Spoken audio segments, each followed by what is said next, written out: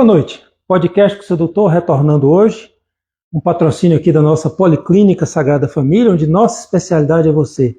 A nossa Policlínica Sagrada Família tem uma história de 28 anos, se iniciou lá nos seus primórdios com otorrinolaringologia e proctologia, mas hoje está distante disso. Nós temos várias especialidades, mas talvez o nosso carro-chefe ainda seja da área do aparelho digestivo.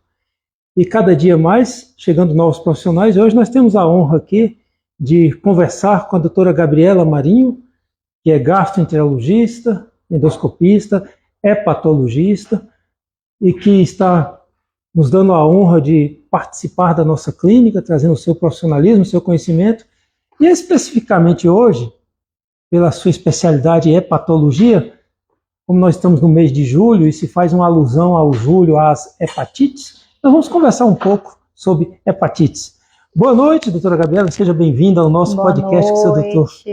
Primeiramente, agradecer o convite, doutor Augusto.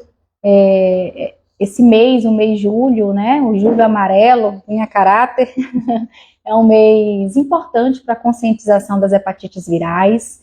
Hepatite é uma inflamação no fígado, pode ser causada por várias coisas, né, por bebida alcoólica, por ervas, por chás, né, por medicações. E as hepatites virais, é importante a gente abordar esse tema porque a gente pode prevenir, a gente pode curar. Então, por isso que é importante a gente conscientizar a população, e esse mês está aí para a gente poder, né, falar mais sobre, conscientizar todo mundo para a gente poder combater melhor aí essas hepatites. Eu comentava há pouco aqui com a doutora Gabriela que no passado, quando eu fiz faculdade, existiam 3 hepatites. Era A, B e não A, não B, que eram as hepatites virais. Eu não se conhecia ainda a hepatite C, que se iniciou inclusive no ano que eu me formei, em 1989, foi que se descobriu. Mas o que seria realmente, doutora Gabriela, quais são as hepatites virais, quais são os tipos de vírus mais prevalentes, quais são as formas de transmissão, como é que se... Então, nós temos 5 tipos de hepatites, a hepatite A, B, C, D e E. A hepatite A e a hepatite E, né, e a são hepatites que têm transmissão fecal-oral, então é basicamente naqueles locais onde a gente não tem um saneamento básico, né, um saneamento adequado, condições precárias, então através de águas e alimentos contaminados, então a pessoa se contamina, é uma hepatite que ela é aguda, então ela cursa de forma aguda, a pessoa tem, às vezes, pode até ficar assintomático, boa parte das vezes os pacientes ficam assintomáticos e depois cura espontaneamente. Não precisa passa de como uma síndrome viral, como outras, né? Passa às vezes como uma gastroenterite, às vezes o paciente tem enjoo, uma dorzinha abdominal, uma diarreia, febre, passa como uma virose qualquer, que é uma virose, e depois passa, o paciente se cura e não tem maiores problemas, né? A hepatite E, ela é mais assim, preocupante na gestante, que tem risco de ela fazer uma hepatite fulminante maior, né? Mas não é tão comum aqui no Brasil, tem algumas áreas mais endêmicas, né, na região mais oriental, lá na Ásia, mas aqui no Brasil não é tão comum. E a hepatite A, ela cursa também com alguns episódios de surtos, né? Então, frequentemente a gente tem surtos também, né, que a gente observa anualmente acontecendo na população, né, de homoafetivos, mas em homens que fazem sexo com homens, a gente tem visto uma prevalência maior, mas pela característica do tipo da relação, e nesses locais, né, vulneráveis que a gente tem a questão da contaminação de água, alimentos, então que a gente observa. Já a hepatite B e C e a D são hepatites que cursam de forma crônica, né? Então a gente tem uma transmissão, né, que pode ser uma transmissão sexual, uma transmissão da mãe para o filho gestante, né, quando a mãe está gestante, a gente chama de transmissão vertical, e também tem por contaminação de sangue, hemoderivados, quem fez transfusão, principalmente quem fez transfusão antes de 92, né, 91, 92, antigamente não se faziam triagens nas bolsas de sangue, quem fazia cirurgia precisava fazer transfusão, então não tinha esse controle. Então, né, quem teve, né, transfusão sanguínea, fez cirurgia antes dessa época, é importante também, né, pesquisar, tá? Então a gente tem, né, essa contaminação das hepatites B, C e D que cursam de forma crônica através de forma sexual, né? Então é importante usar preservativo, através da forma parenteral, né? Quando se compartilha agulhas, quem faz, né, uso de drogas injetáveis, então a gente tem essa contaminação, através de acidentes com biológicos, profissionais de saúde, quando a gente tem até assim, algumas situações, a gente tem também contaminação, às vezes na própria casa, de fluidos, né? Então, alguns produtos de higiene pessoal, escova de dente, que às vezes vai ter sangue, às vezes a pessoa se machuca, o outro vai lá e usa, então tem que ter cuidado, alicates, manicure, pedicure, né? Então, tudo isso é importante a gente ter controle, né? Presto barba, para a gente poder evitar essa contaminação, né, por esses vírus. A hepatite B, ela é muito, né, contagiosa, né? Então, ela é mais contagiosa do que a C, e é 100 vezes mais contagiosa do que o HIV também. O vírus C, é 10 vezes, né, mais, né, transmissível do que o HIV. Então, para você ver a importância, né, da gente poder informar a forma de transmissão e prevenir. Importante esse detalhe, porque às vezes a gente se esquece ou não se atenta para o fato da transmissão sexual. Exato. Ou seja, é uma doença também que pode ser transmitida através do ato sexual, também através de tatuagens, talvez. Tatuagem, dentistas. Dentista, quando a gente não tem ali, né, esterilização adequada. Adequados. Isso. Não são ambientes, inclusive parece que quem faz tatuagem fica 6 meses sem poder fazer uma doação. Né? Isso, é pré-requisito, né? Fez tatuagem 6 meses, porque a gente tem um tempo, né?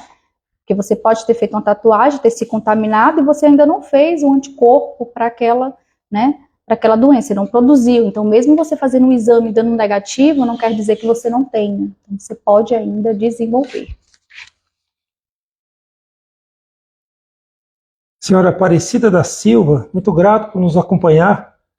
O comentário dela é que é o melhor médico da área, deve ser a doutora Gabriela. Mas como é médico, talvez seja a minha pessoa. Muito grato, de qualquer forma, por nos acompanhar e pela deferência. Esses detalhes de tempo de doença também chamam a atenção para saber qual é o tipo de doença. Por exemplo, a hepatite A é uma hepatite que se pega muito mais rapidamente, e a B e as outras, quais são os períodos entre a contaminação e o desenvolver de sorotipagem, de estar doente, ou não estar... Porque também tem aquela forma que a pessoa pega a doença, passa desapercebido. A hepatite B pode depois ter a hepatite crônica ativa. Como é que funciona isso, doutor? Geralmente é um período de incubação da doença. Então, um período de incubação que você se contamina e depois você pode desenvolver sintomas. Depende do tipo de hepatite, às vezes leva dias ou até, né, 30 dias para você desenvolver alguns sintomas, né? Ou às vezes você não tem sintoma nenhum. E tem, né, a fase que vai cronificar a doença. A gente fala que a hepatite, ela é crônica quando você tem, né, no caso o vírus, ainda positivo por mais de 6 meses. Então, a gente fez um exame, depois de 6 meses a gente repete, ele está positivo, então a gente fala que é uma hepatite crônica, né, no caso na B e na C.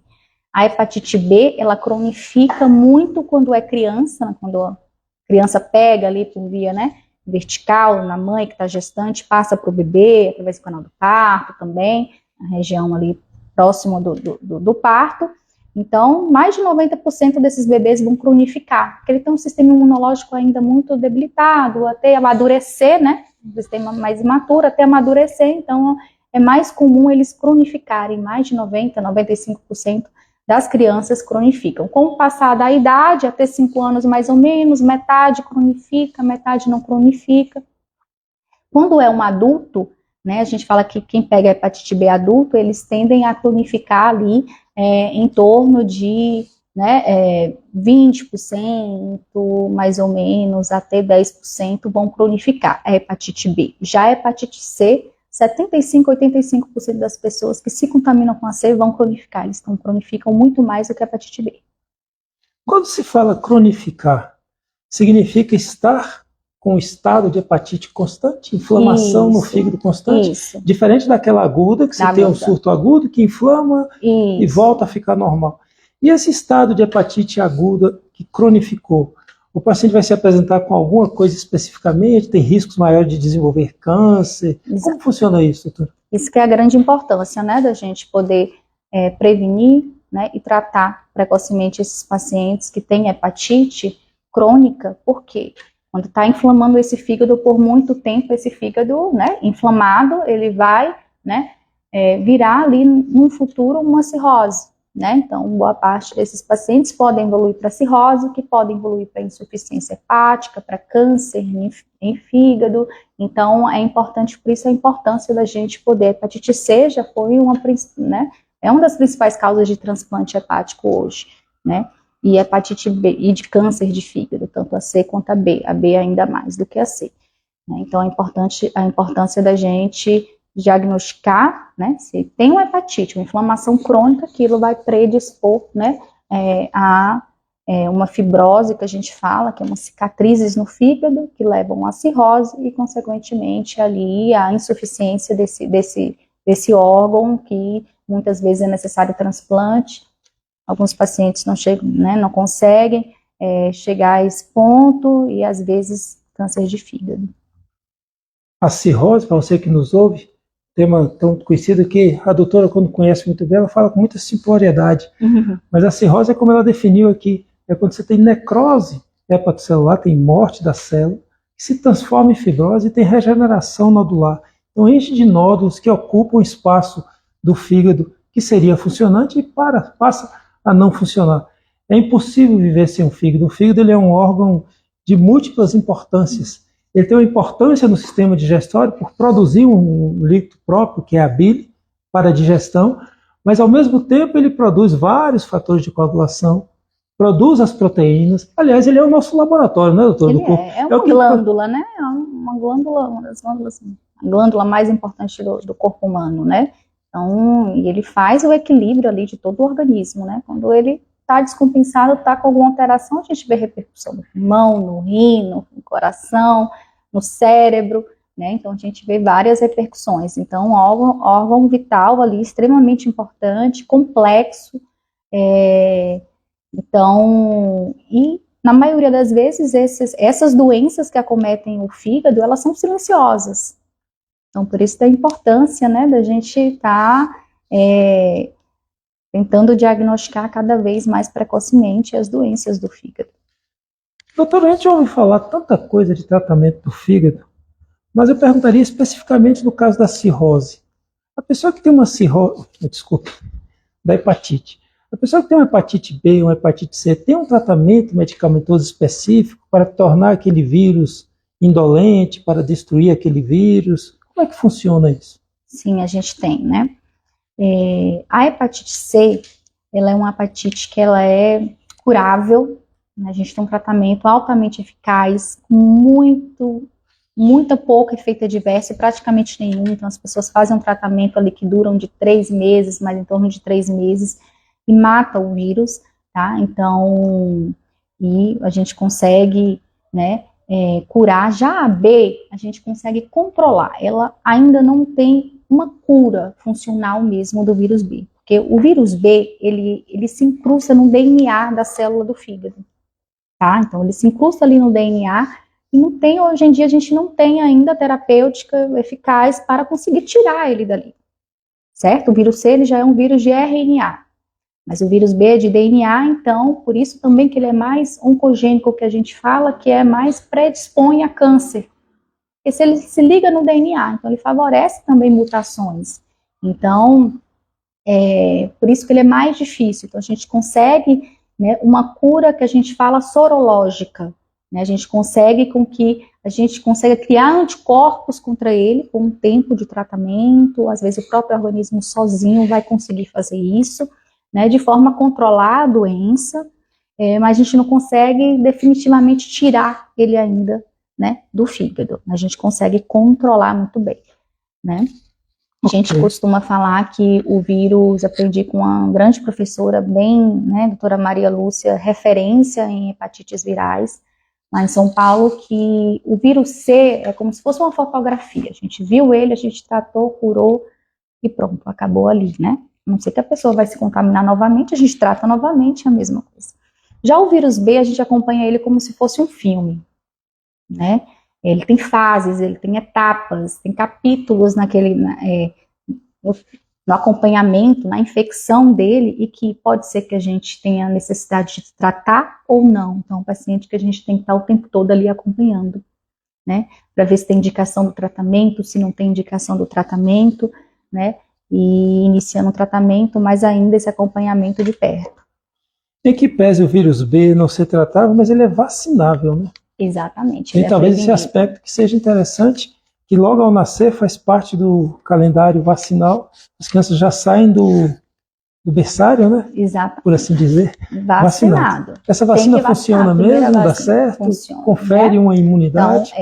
Então, o C tem cura, o B tem uma prevenção. O C a gente não tem vacina, mas o B a gente tem, né? Então, a vacina que já dá na infância, tanto que a prevalência hoje do vírus B está maior nos adultos. Por quê? Porque as pessoas estão esquecendo de se vacinar, né? As pessoas, a vacina na infância, depois, às vezes, a imunidade vai caindo, às vezes ele precisa fazer o reforço na fase adulta, e não faz, né? Então, é importante avaliar, né, a sua sorologia, que é o exame, se você tem ele positivo ou não, se você tem a imunidade para o vírus B, para poder, né, se não tiver, vacinar novamente. Que é a dosagem do anti-HBS. Anti-HBS. E se aquela velha história, a pessoa tomou as 3 doses padrão e o anti-HBS continua lá embaixo, em 10, a gente repete a vacina? Até 10 o valor, né? Tá acima de 10, a gente não repete a vacina, né? Passou de 10, você... Tá menos que 10, aí a gente repete de novo. Repete mais uma vez as 3 doses, né? E depois que terminou, a gente vê se esse paciente ele vai fazer, né? A viragem. A viragem, a soroconversão dele. Se ele não fizer, ele não vai fazer. A gente não tem indicação de repetir. Ou seja, ele é um paciente que ele é suscetível a se infectar. Não vacinável, né? Não adianta a gente repetir, ter os cuidados, se prevenir, uso de preservativo, ter seu material lá para você ir para sua manicure, para, né, evitar compartilhar itens pessoais, cuidado com tatuagem, ir num local adequado para você, né? Que usam métodos, né, eficazes para esterilização, então tudo isso é importante. Veja, já falamos 2 vezes sobre tatuagem aqui, ninguém aqui é contrário à tatuagem. De forma nenhuma, isso é de foro íntimo, cada um faz aqui que quiser. Estamos apenas chamando a atenção que você deve ter a certeza de que o ambiente que você faz a tatuagem segue os critérios de materiais que sejam esterilizados ou preferencialmente descartáveis, assim como no tratamento dentário. Nosso tratamento médico teria o mesmo risco, mas tudo que a gente usa é esterilizado para a gente ter a segurança de que nada disso tem. Sueli Silva, muito obrigado por nos acompanhar. Pergunta se neoplasia é câncer. Às vezes a gente usa uns termos e se esquece que quem ouve talvez não entenda. Neoplasia é um termo de novos crescimentos celulares. Se essa neoplasia é de células estranhas, células cancerosas, essa neoplasia é um câncer. Mas existe neoplasia benigna e maligna. A maligna é o câncer. E Osália Siqueira pergunta quais os sintomas desses vírus. Eu creio que a doutora Gabriela já disse aqui ao início, mas a gente pode repetir. O que esses vírus causam, doutora, como sintomas? Na maioria das vezes não tem sintoma algum, é esse o problema. Esse é o problema, Osália, então, não sentir nada. Às vezes a pessoa não sente nada, né? Às vezes ela pode ter sintoma, né? Na fase aguda, ou às vezes agudização naquelas... Quem tem o crônico, às vezes pode sofrer agudização da doença, principalmente no B, que aí pode cursar com alguns sintomas, de cansaço, falta de apetite, às vezes uma dorzinha abdominal, enjoo, pode ficar meio amarelado, os olhos meio amarelados, né? Então podem ter esses sintomas. Mas às vezes são sintomas muito inespecíficos, um cansaço, às vezes é só um cansaço, né? Então... Talvez seja até aquilo que os pediatras falam tanto para as mães, isso é uma virose. As viroses se comportam muito parecidas. Às vezes ela vem uma crise, você acha que está com uma gripe, um mal-estar, uma dor epigástrica, uma inapetência, uma moleza, uma fraqueza, uma febrícula. Quando vem a icterícia, que é ficar amarela, chama a atenção. Bom, essa virose provavelmente está cometendo o fígado, mas nem sempre aparece. E a hepatite D? Ela tem a vacina, tem o tratamento, não tem nada? D como é que não tem vacina.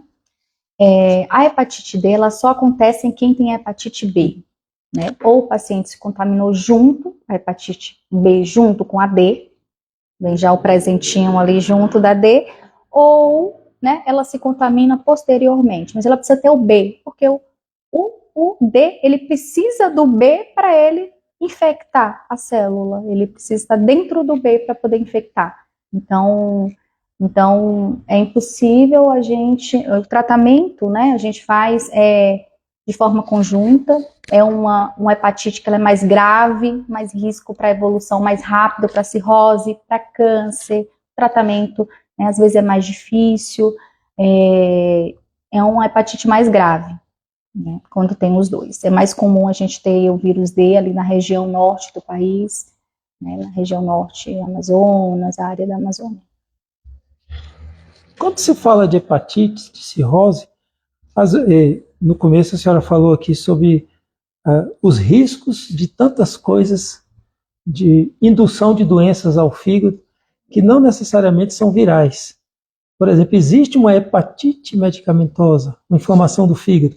Existe uma hepatite por uso dessas substâncias que talvez hoje estão tão popularizadas, alguns chás, algumas coisas. Como é que funciona isso, doutor? Isso realmente existe? A gente tem que tomar esse cuidado? Existe. A hepatite aqui não viral, no caso? Não viral, né?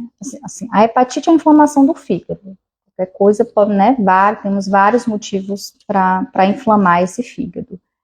Pensa que o fígado, ele é um órgão, né? Tudo que a gente vai comer vai passar para o nosso intestino, vai cair na circulação e aí vai passar pelo fígado para ser metabolizado. Ele metaboliza a substância, ele metaboliza a maior parte das medicações, das toxinas, tudo que é presente em alimentos. Não é porque um alimento é natural que ele não tenha substâncias, ele tem componentes de substâncias, tanto que a maior parte das medicações são feitas a partir de plantas, de ervas. Então, assim, tem toxinas que vão passar pelo fígado e vai ser metabolizado por esse fígado. Algumas pessoas que têm mais predisposição, né, e aí ingerem medicamentos, ervas, chás, vão passar pelo fígado e se elas têm predisposição, vão inflamar. Não tem como a gente saber se essa pessoa tem predisposição ou não, né? Mas quando a gente junta também um monte de substâncias que esses pacientes tomam ao mesmo tempo, imagine como esse fígado fica, né? Não, acho que ele fica doido. Tem um monte de coisa aqui para metabolizar. Tem reação, né? De medicações, de ervas que vão fazer, né? Aumentar, né? O efeito de certas medicações que às vezes são mais tóxicas para o fígado, então tudo isso é importante. Então, se a gente quer, né, então é uma grande, uma fake news, né, quando fala que existe medicamento hepatoprotetor, né, protetor para o fígado. Não existe. O que seria protetor para o fígado? É você evitar isso, é você descansar, repousar. É você repousar o seu fígado. Mas, infelizmente, a gente não tem uma erva, um chá, alguma coisa específica que vai proteger seu fígado. Pelo contrário, tu está fazendo ele trabalhar mais, está dando alguma coisa para ele metabolizar.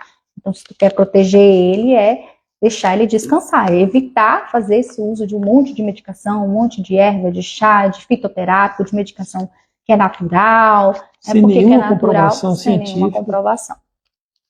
Olha só a importância desse assunto. A gente está falando de hepatites virais, mas a gente não pode deixar de chamar a atenção de algumas coisas. Existe realmente na população, e em alguns profissionais que talvez não sejam conhecedores do que estão falando, com certeza, dos hepatoprotetores. É justamente isso que a doutora está dizendo. Não tem como você usar alguma coisa que proteja o seu fígado. Tem como você parar de usar coisas que façam mal ao seu fígado. Exato. E por vezes esses chás, essas bebidas, eles podem estar ali fazendo mal. Sobre as hepatites virais, doutor, nós abordamos aqui a forma de transmissão, os sintomas, o tratamento, a vacina. Tem mais algum aspecto a chamar a atenção? Que a senhora se lembre, que seria interessante comentar?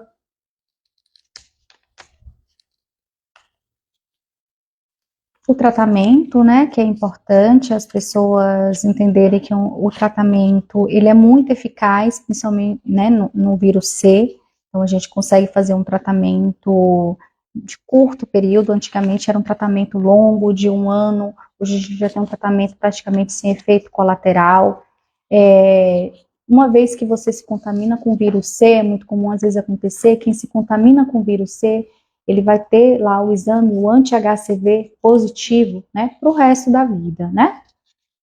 E esse anti-HCV, esse anticorpo, ele não te protege de uma nova infecção. Então, a pessoa, ela pode se contaminar novamente. Diferente do vírus B, quem vacinou, ele tem o anti-HBS, ele te protege. Já no vírus C a gente não acontece isso, então não tem essa proteção. Esse anticorpo, ele não é um anticorpo que vai te proteger, né? Então é importante quem já tratou, né, continuar a prevenção. Você não está, né, imune a se recontaminar com o vírus C. Isso às vezes acontecem bastante. Bom, vimos aqui a importância de como se contaminar e como evitar, a importância de vacinar para que é vacinável, e a importância de tratar e de ficar atento para não pegar a doença novamente, já que ela existe no mundo, que ela é prevalente e é fácil de pegar. Mas aproveitando a presença da doutora Gabriela aqui, que conhece tanto de fígado, a gente vai mudar um pouquinho de assunto. Sair das hepatites virais e continuar nos assuntos de fígado. A gente ouve hoje, doutora, as pessoas estão assustadas com a esteatose hepática. Fiz ultrassom, meu fígado é gordo, e agora? E a gente sabe que existe a doença hepática, gordurosa hepática não alcoólica, existe a esteatohepatite. E como é que funciona para a gente informar o paciente? Olha, seu fígado é... E outra coisa é que as pessoas querem um remedinho para a doença. Chá. É um chá para ver se emagrece o fígado. Aí pronto. Será que para emagrecer o fígado tem que emagrecer a pessoa toda, só o fígado? O que é a esteatose hepática? E o que assusta às vezes é que a gente vê não só a gordura no fígado ali, mas já vê dosagem de exame de sangue, das transaminases, etc., já elevadas. Como é que se conduz isso? A esteatose hepática, que é a gordura no fígado, ela pode ser reflexo, né, do metabolismo, né, da parte metabólica da pessoa, que já não é boa. Às vezes a pessoa já tem um colesterol elevado. Inclusive, essa pessoa ela pode ser magra e ter gordura no fígado, né? Então, ela já tem um metabolismo, né, uma parte metabólica alterada, uma resistência à insulina, uma alimentação inadequada. Algumas outras causas, inclusive o vírus C, ele pode causar gordura no fígado. A gente tem um genótipo do vírus C, o 3, que às vezes a pessoa tem gordura no fígado. Então, quem tem gordura no fígado, a gente tem que investigar para várias outras causas também, né? Hemocromatose, pode dar né, o fígado, né, com gordura no fígado. Então, várias doenças podem causar o acúmulo de gordura no fígado, então isso a gente tem que investigar também, né? E essa parte metabólica da pessoa, né? Às vezes a pessoa ela é magra, inclusive tem gordura no fígado. E o tratamento basicamente é a perda de peso. A gente vê que os pacientes que perdem de 5 a 10% do peso, a gente já tem praticamente normalização dos exames da inflamação nesse fígado. Né? A pessoa, seriam aquelas transaminases, né? TGO, TGP, basicamente o que mais altera é a gama-GT, que a gente vê gama-GT, e a TGP, que são as que costumam alterar mais, tá? Mas, né, não necessariamente o paciente que tenha gordura no fígado, ele vai ter elas alteradas, e não quer dizer que ela não tem inflamação. Então, o paciente ele pode ter gordura no fígado, ele pode ter essa gordura no fígado e ter os exames normais e ele pode ter inflamação no fígado. O que é importante a gente saber se ele tem inflamação ou não? Porque ele pode evoluir para cirrose. Hoje, uma das principais causas de cirrose é a gordura no fígado. Então, por isso que a gente tem que entender se esse paciente tem inflamação ou não nesse fígado. 30% dos pacientes que têm gordura no fígado e enzimas normais têm inflamação. Como que a gente vai saber se esse paciente tem inflamação ou não com os exames normais? Aí a gente pode fazer alguns exames, que é a biópsia, a elastografia hepática, porque se está inflamando, vai fazer, como o senhor falou, a necrose, vai substituindo por fibrose, e na elastografia a gente consegue pegar a fibrose, né? Então a gente consegue ver se essa doença está avançando ou não. Então não quer dizer que você tenha, tem só uma gordurinha no fígado, meus exames estão normais, não é patologista, você tem que ir, porque você pode ter inflamação mesmo com os exames normais. E outra coisa, às vezes a pessoa observa no ultrassom, eu tenho uma esteatose grau 1. Tá grau 1, tá vários anos grau 1, é um grau leve. Tá evoluindo, tô evoluindo pro 2, pro 3. A gente não faz diferença se ele tem esteatose grau 1, grau 2 ou grau 3, né? Ele pode ter grau 3 e nunca evoluir para uma cirrose e nunca ter inflamação. Mas ele pode ter o grau 1 e evoluir. Então isso não faz diferença. Né? Então, outros exames complementares que a gente tem que acompanhar esse paciente para poder evidenciar se esse paciente está evoluindo a doença ou não, se ele tem uma predisposição. Hoje a gente tem até testes genéticos para a gente evoluir, para a gente avaliar se esse paciente tem uma agressividade maior, tem mais risco de evoluir para câncer de fígado, né? O câncer de fígado, ele é um câncer que a gente tem, os tratamentos são muito ineficazes praticamente, né? Então, a gente tem uma evolução muito rápida, ele é bem agressivo, a gente vê que a gente não tem muito tempo. Primeiro porque a gente tende a diagnosticar uma fase mais tardia, né? Então, esses pacientes, às vezes, chegam para a gente já numa fase mais tardia e a gente não tem tantas medicações ainda tão disponíveis e eficazes para a gente combater. E a gente tem duas situações em que o câncer de fígado, eles podem aparecer sem cirrose. A maioria das vezes, mais de 90% dos pacientes têm câncer de fígado quando já tem cirrose. Quais são as duas, né, situações que a gente pode ter câncer de fígado em um paciente que ainda não tem a cirrose? O paciente com hepatite B, lembra que ele liga no DNA, então ele pode fazer várias mutações, e o paciente com gordura no fígado. A gente tem pacientes que às vezes não têm cirrose, e às vezes ele evolui com câncer de fígado, né? E hoje a gente está vendo isso cada vez mais, que a obesidade, ela é uma pandemia de obesidade, né? Então, o uso de alimentos industrializados, processados, né? Então, a gente está vendo isso com muito mais frequência, principalmente a pessoa é magra, mas ela se alimenta muito mal, ela tem gordura no fígado.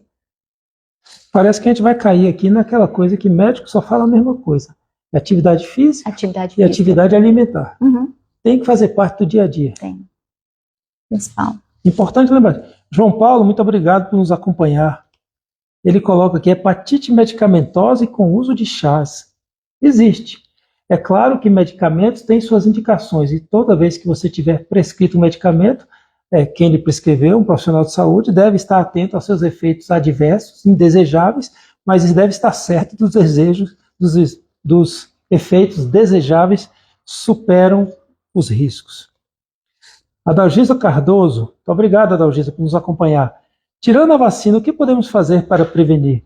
Acho que a doutora já disse aqui que as hepatites B, C, elas são desses cuidados de agulhas, ato sexual protegido. Existe a transmissão de mãe para filho no parto, a transmissão vertical. São aqueles cuidados. A prevenção é essa. E tomar cuidado, citei tatuagem que sempre vem à cabeça, mas é um dos aspectos onde você pode ser manipulado por agulhas que não estejam devidamente esterilizadas. Quem fez cirurgia há muito tempo atrás, mais de 20, 30 anos. Deixa a doutora responder que é melhor. Né? Mas é isso, tudo isso que o senhor falou. Patrícia Costa, muito grato, Patrícia, por nos acompanhar. Eu tenho um problema de gases e estou com medo. Medo é importante. Gases é uma coisa muito generalizada, né? Mas a gente pode perguntar, o que a gente faz com gases, doutora? É uma pergunta. Assim, os gases, às vezes as pessoas costumam falar que, eu tô... indigestão é meu fígado. Não, aí já é outra coisa, né? O aí fígado a gente não pensa, dá gases. O fígado não dá gases. Aí a gente já tem que pensar mais na parte intestinal, nas intolerâncias, né? Então a gente tem que pesquisar mais por esse lado. E tem que imaginar também que gases fazem parte do intestino. Muitas vezes é mais uma coisa cultural, você não suporta aquela parte animal de que tem gases, eles precisam sair. Tem pessoas que têm uma produção normal de gases e mesmo assim ela vai evoluir com mais sintomas do que quem tem. Às vezes eu tenho uma quantidade de gás X, você tem X, eu tenho muitos sintomas, você não tem. Porque às vezes eu tenho um intestino mais sensível a isso. Então tudo isso, né, tem que ser investigado com o seu gastroenterologista, para ver se tem intolerância, que produz mais gás, ou você não produz, mas você tem uma sensibilidade maior. Então são, né, ramos ali de tratamentos diferentes. É muito bom comentar com isso, porque fígado não dá gases e dificilmente dói. Geralmente dói quando está inflamado. A hepatite pode trazer dor, mas a maior parte das doenças do fígado ela não tem tanto sintoma. Gases certamente não, né? Chega muita gente, eu tenho uma dor aqui, eu vim ver meu fígado, assim.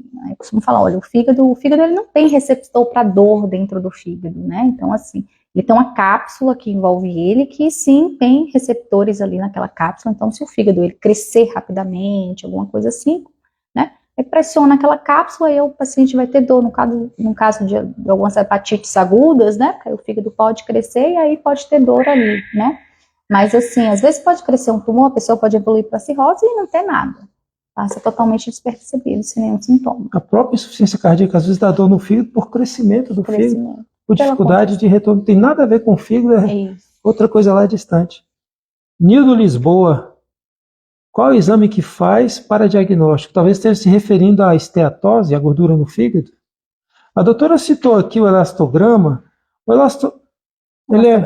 Elastografia. Estou me lembrando do elastograma, que é do transplante hepático, não tem nada a ver com elastografia. Tromboelastograma. Pensei lá, para ver se foi longe. A elastografia é um tipo de ultrassom específico do fígado, que fala sobre se esse fígado tem fibrose, se ele tem algum aspecto. Então é um exame que talvez se equipare um pouco à biópsia, com suas diferenças de um não ser invasivo e o outro ser invasivo, mas às vezes um indica o outro. Como é que funciona isso, doutor? A elastografia hepática, né, a gente pode fazer tanto por ultrassom, quanto por ressonância, quanto por um aparelho que a gente chama fibroescâner. Ele vai medir a dureza do fígado. Quando a gente tem fibrose, por conta dessa inflamação progressiva, e evolui para fibrose no fígado, o fígado ele vai ficando mais duro, endurecido. Então, na elastografia, a gente quantifica essa dureza do fígado, né, a rigidez desse fígado. Então, aí a gente vai, né, dizer, de acordo com aquele valor, se o paciente está com, né, uma fibrose significativa ou não, se ele está com cirrose, se ele está evoluindo ou não, né. Então, ela avalia isso. Lembrando que, às vezes, o paciente está com o fígado muito inflamado. Se ele tiver com o fígado muito inflamado, com as enzimas muito altas, ele vai ficar endurecido. Então, não quer dizer que essa pessoa tenha cirrose ainda, né? Então, às vezes a gente tem que avaliar se realmente aquele exame dá para ser feito ou não. Né? No caso dele tiver enzimas muito alteradas, não dá para a gente fazer no paciente a elastografia. Aí, às vezes, a gente precisa fazer a biópsia. E a elastografia a gente não consegue evidenciar o que está causando. Se a gente tem dúvida, eu tenho dúvida se esse paciente está com alteração na enzima, porque ele pode ter um vírus B e porque ele pode estar com gordura no fígado. Ele tem gordura, mas ele tem um vírus B. Está com alteração em enzimas. O que está causando? Preciso saber o que está causando para fazer um tratamento adequado. Então, às vezes, eu preciso fazer a biópsia nesse fígado. Aí é mandatório eu fazer a biópsia nesse fígado para a gente poder diferenciar e fazer o tratamento adequado. Olha, Nildo, veja, a resposta às vezes não é tão simples, porque nós médicos, a gente tem uma sequência, que é anamnese, ou seja, começa com a conversa. É preciso você sentar com o médico e conversar. Depois da anamnese, o médico vai fazer as suas suspeitas. Eu acho que ele tem isso, acho que ele tem aquilo, ou eu tenho certeza que ele tem isso. Depois que o médico acha que tem uma doença, ou tem certeza que tem uma doença, existem exames complementares, que complementam o raciocínio, que pode ser um exame de sangue, pode ser uma tomografia, pode ser uma ressonância, e às vezes esses exames vão puxando a necessidade de outros, como a elastografia, ou seja, é preciso passar por um cortejo. Se há uma suspeita de uma doença, é preciso fazer uma entrevista, identificar, porque muitas vezes o paciente quer, e nós desejaríamos ter isso para oferecer. Eu tenho uma tomografia do corpo todo que eu faço e digo tudo e não preciso fazer mais nada. Mas não funciona muito assim, as coisas elas têm que ser indicadas, elas têm seus padrões, e para isso tem uma sequência. Mas se você já tem um diagnóstico, qualquer que seja, por exemplo, do fígado gorduroso, da esteatose hepática, é bom que você passe por uma avaliação por alguém que entenda do assunto e que lhe mostre qual é o caminho a seguir. Saulo Santiago, muito grato por nos acompanhar. Como ele começou aqui dizendo irmão Augusto, além de um valoroso irmão, é um médico de excelência, a gente aqui agradece o irmão Saulo, que é maçom, e por isso assim nos cumprimentamos como os irmãos. Obrigado, irmão, por nos acompanhar. Obrigado pelo seu comentário aqui sobre o médico de excelência. Somos apenas médicos trabalhando pela nossa cidade e felizes com isso. Hoje estou contando aqui com a presença da doutora Gabriela Marinho, uma médica de excelência, uma conhecedora de assunto que mostra conhecimentos realmente muito sacramentados em hepatologia, mas é gastroenterologista, faz endoscopia e hepatologia especificamente. Estamos conversando porque julho é o mês que fala das hepatites virais, mas já saímos das hepatites virais, já estamos na esteatose hepática, na gordura do fígado. Tem inclusive uma história da gordura do fígado, porque no passado se acreditava que todo mundo que tinha cirrose era devido à bebida alcoólica. E teve uma história de uma freira, né, historicamente, de que ela não bebia nada e teve cirrose hepática. E quando ela faleceu, ela jurava que não bebia, e todo mundo dizia que ela bebia todo o vinho da sacristia. De fato, existe a cirrose hepática induzida pelo álcool, mas existe esse outro caminho aí que a senhora comentou, que é da esteatose, que pode fazer a esteatohepatite, que é a inflamação, Isso, e aí evolui para cirrose, né? É um estigma muito grande em quem tem cirrose, né? Quem tem cirrose, muito estigmatizado de que, então você bebeu. Não, não bebi nada. Não necessariamente, hoje a gente já tem, né? N causas, tem as hepatites, tem as doenças autoimunes, a gente tem várias doenças genéticas, né? E a gente tem a gordura no fígado, né?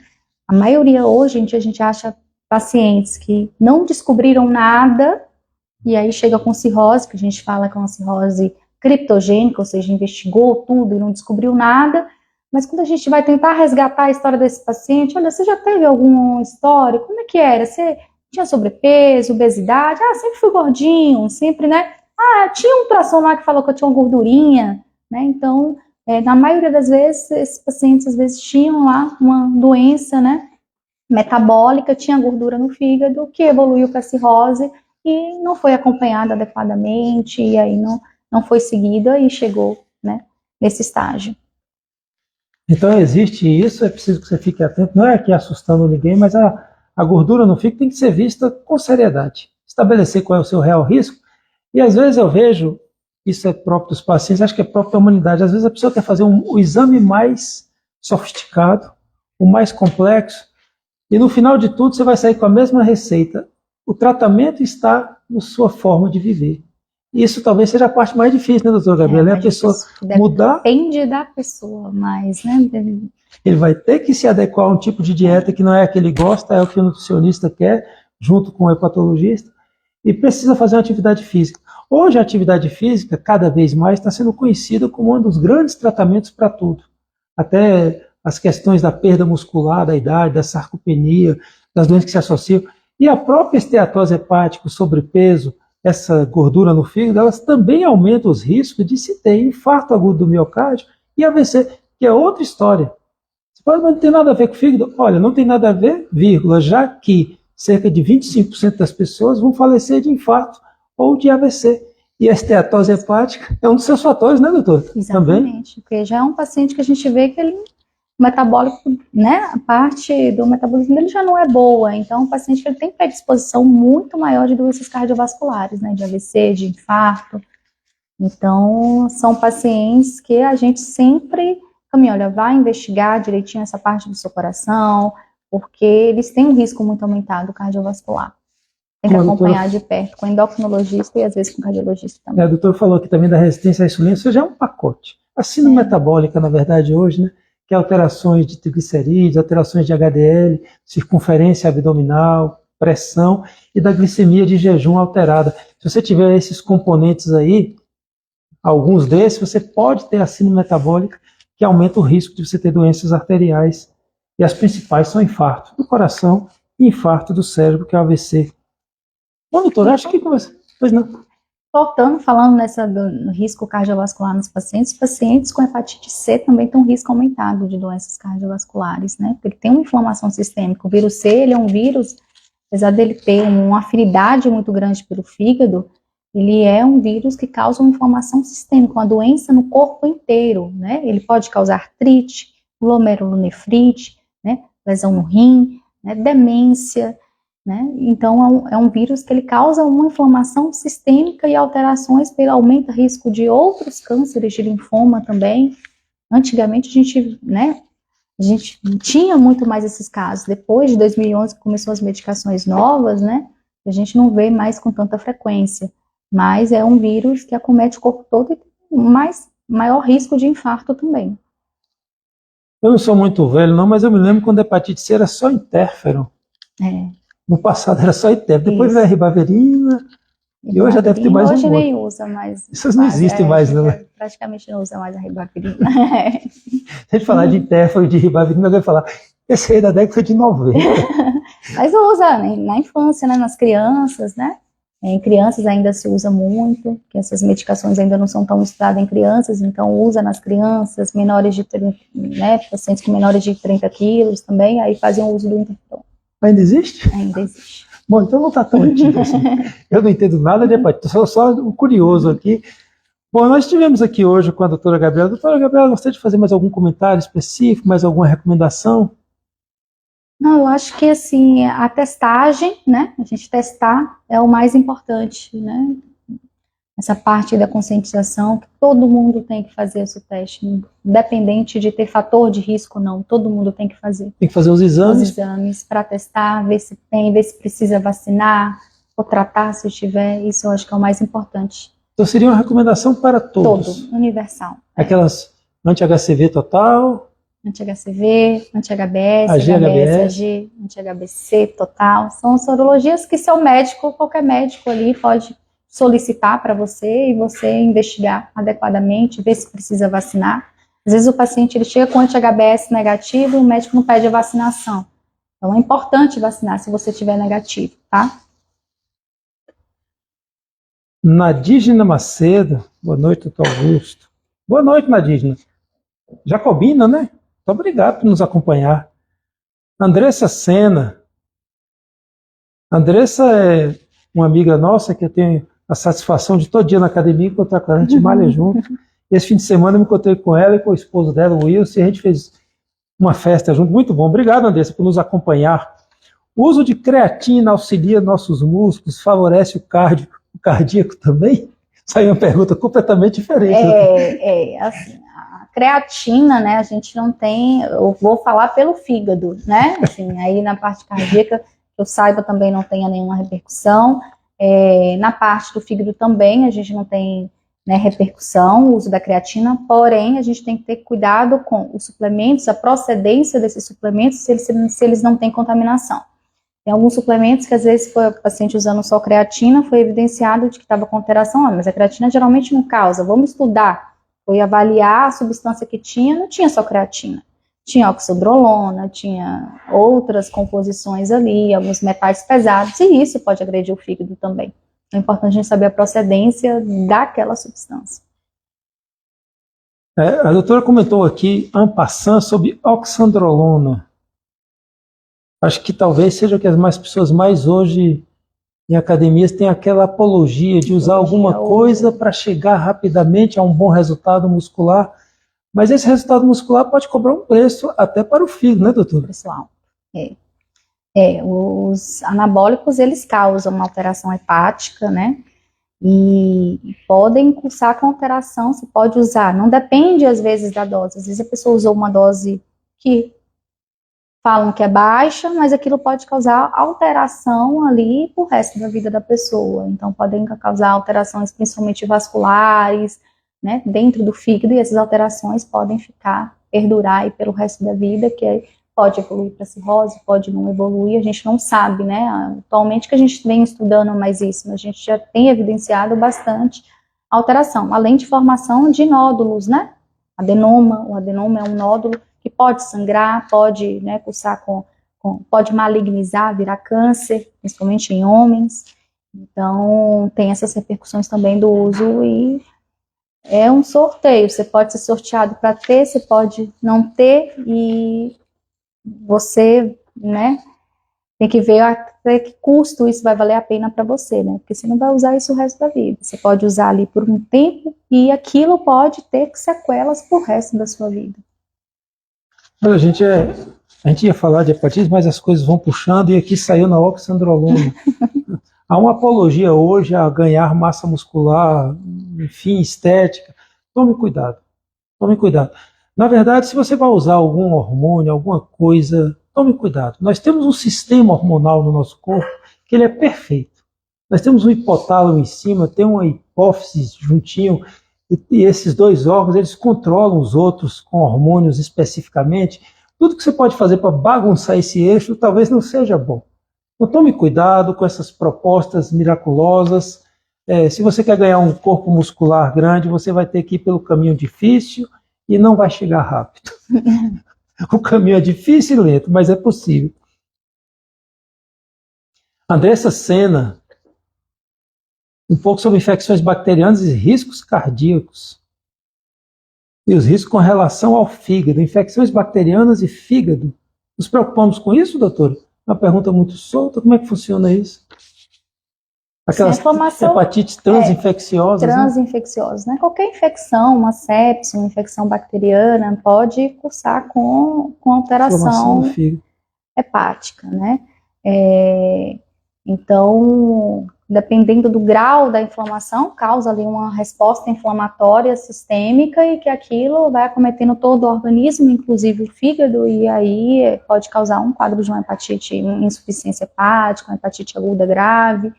Então, qualquer tipo de infecção, até outros vírus também. A gente falou dos vírus A, B, C, D e E, mas tem vírus que não são específicos, né? Não são específicos ali para o fígado, mas que causam também lesão no fígado. A herpes, citomegalovírus, o Epstein-Barr, o HIV, então todos os outros, a dengue, chikungunya, todos os vírus, eles podem causar lesão no fígado também. Nadisna me corrigiu, é de Petrolina. É porque eu já te conheci de Jacobina, mas eu sei que depois Vossa Senhoria mudou para Petrolina. Um abraço, Nadisna. De Petrolina para Vitória da Conquista. Muito grato, Nadisna. E Mara Oliveira nos dá uma boa noite. Bom, com uma boa noite de Mara, nós vamos aqui também encerrando. Tem mais uma pergunta? Pode ser. A Andressa Sena pergunta: estamos vendo muitos casos de câncer de pâncreas com metástase e fígado. Fala um pouco sobre essa relação tão próxima. Câncer de pâncreas com metástase em fígado. Isso, para essa relação próxima. Qual é essa relação, doutor? Tem, assim, os cânceres em si, qualquer um pode sofrer metástase, né? A gente tem a metástase por continuidade, então um órgão mais próximo, por via hematogênica e via linfática. A via hematogênica é pelo sangue e a linfática por linfonodos ali locais, né?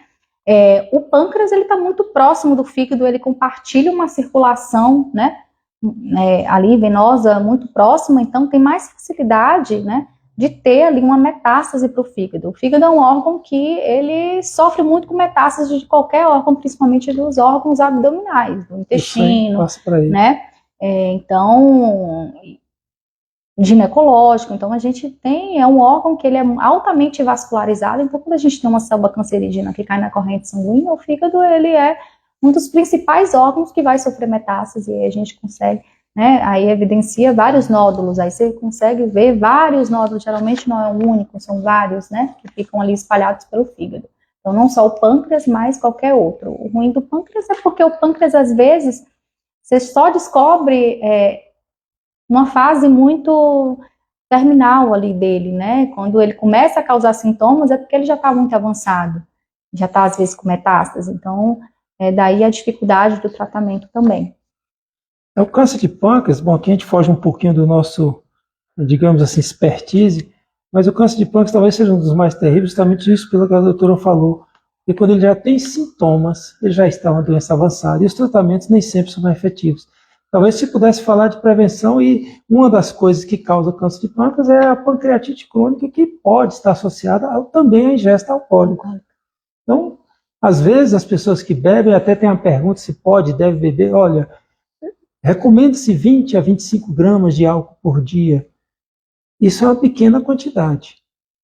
Às vezes os excessos a isso podem lhe causar doenças no futuro, no fígado, a própria cirrose, o próprio câncer de fígado. O câncer, aliás, a bebida alcoólica causa câncer de intestino também, câncer de esôfago, câncer de boca. Então, a ingesta de bebida alcoólica tem que ser realmente com parcimônia eventual e pequenas quantidades. Eu quero agradecer aqui a doutora Gabriela Marinho. A gente começou falando de hepatite viral e fizemos um pequeno passeio pela gastroenterologia, pela hepatologia. Muito grato, doutora, pelas suas informações, grato a vocês que nos acompanharam. Deixar a doutora aqui para as suas últimas informações, os seus últimos comentários, e mais uma vez, em nome da Policlínica Sagrada Família, onde nossa especialidade é você, agradecer a você que nos acompanha e a doutora Gabriela Marinho por ter abrilhantado o nosso encontro hoje. Agradecer o convite, a presença de todos, as dúvidas, e é importante, né, a gente sempre buscar o seu médico de confiança, para tirar todas essas dúvidas também e evitar a gente acabar indo para mídias sociais para a gente poder buscar ali a resposta, que às vezes isso pode ser pior para a gente. Então busque o seu médico, tire suas dúvidas e a gente está aqui para ajudar. Obrigado, doutor. Uma boa noite.